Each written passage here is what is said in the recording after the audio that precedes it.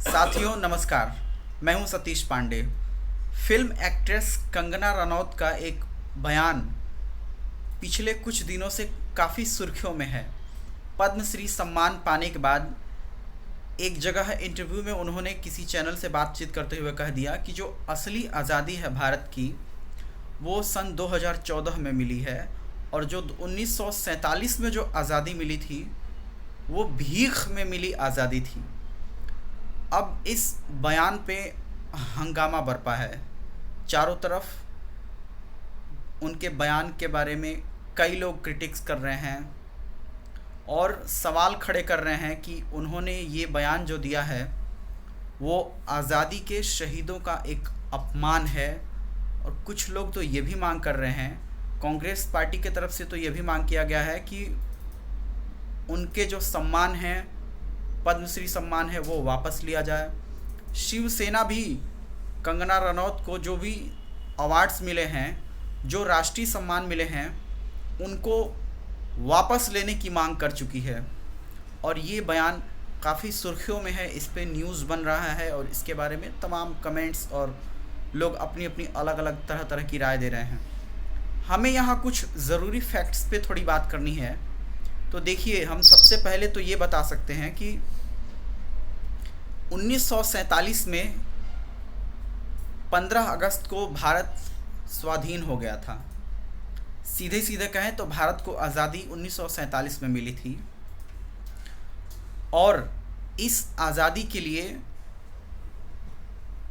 कई वर्षों से, कई दशकों से, यानी कि जब से भारत में ईस्ट इंडिया कंपनी आई और जब से भारत के लोगों ने अपने आप को ग़ुलाम समझने के बाद से उस ग़ुलामी की बेड़ी को तोड़ने की कोशिश करने लगे, जब से अंग्रेज़ों का विरोध करना भारत की जनता के द्वारा, भारत के कुछ आज़ाद होने के लिए लड़ाई लड़ने वाले नेताओं के द्वारा जब से संघर्ष किया जाने लगा, तब से हम इसकी शुरुआत मान सकते हैं। इसमें सभी समाज से आने वाले लोग शामिल रहे हैं, चाहे वो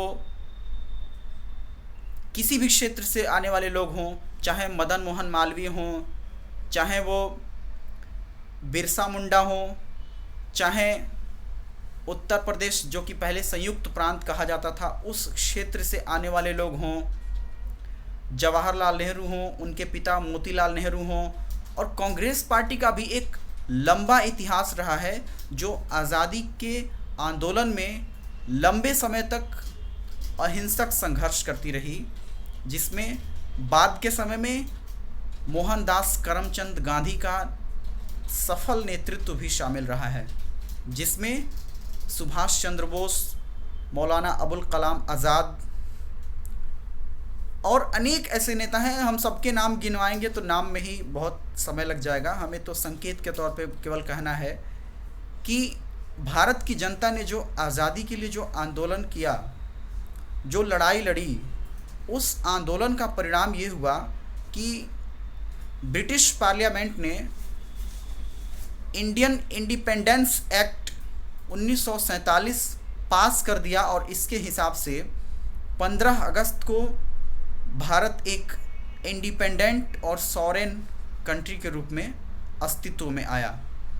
इस लिहाज से कहें तो कंगना रनौत का जो ये बयान है कि जो 1947 में भारत को आज़ादी मिली थी वो भीख थी, ये गलत है। और कुछ लोग जो कह रहे हैं कि ये भारत की आज़ादी की मांग करने वाले, लड़ाई लड़ने वाले शहीदों का, नेताओं का और भारत की उस जनता का जो आज़ाद ख्याल रखती थी, अपना एक सॉवरेन और इंडिपेंडेंट कंट्री, एक अच्छा कॉन्स्टिट्यूशन चाहती थी, उनका अपमान है। तो इस बात में बहुत दम है। निश्चित तौर पे ये कंगना का बयान गलत है। वो बहुत अच्छी फिल्म एक्ट्रेस हैं, वो बहुत अच्छा एक्टिंग करती हैं। हाल ही में जो उनकी फ़िल्म आई है थलाइवी, जो कि जे जयललिता के जीवन पर बनी फिल्म है, उसमें बहुत अच्छा उन्होंने एक्टिंग किया है। इसके अलावा वो बॉलीवुड की क्वीन कही जाती हैं। तो लेकिन अक्सर अपने कई तरह के बयानों से वो सुर्खियों में रहती हैं, तो बेहतर होगा कि वो अपने एक्सपर्टीज़ जिसमें है उसमें अगर कोई बात बोलती हैं तो उनकी बात को ज़्यादा गंभीरता से लिया जाएगा। और हम ये भी बताएं कि उन्होंने अभी ये भी कहा है कि 1947 में कौन सी लड़ाई लड़ी गई थी, कोई हमें बताए। अगर कोई बताएगा तो वो पद्मश्री सम्मान भी वापस कर देंगी और अपने इस बयान पे माफ़ी भी मांग लेंगी। तो हम तो यही कहेंगे कि इस तरह की बातें करना ज़रूरी नहीं है। और जो दर्शक हैं हमारे, हम उनसे ये कहेंगे कि आप कंगना के बारे में कोई अनाप शनाप बातें या किसी भी महिला के रेस्पेक्ट से जुड़ी हुई कोई बात हो तो उस पर कोई भद्दा कमेंट ना करें। बाकी सबको समाज में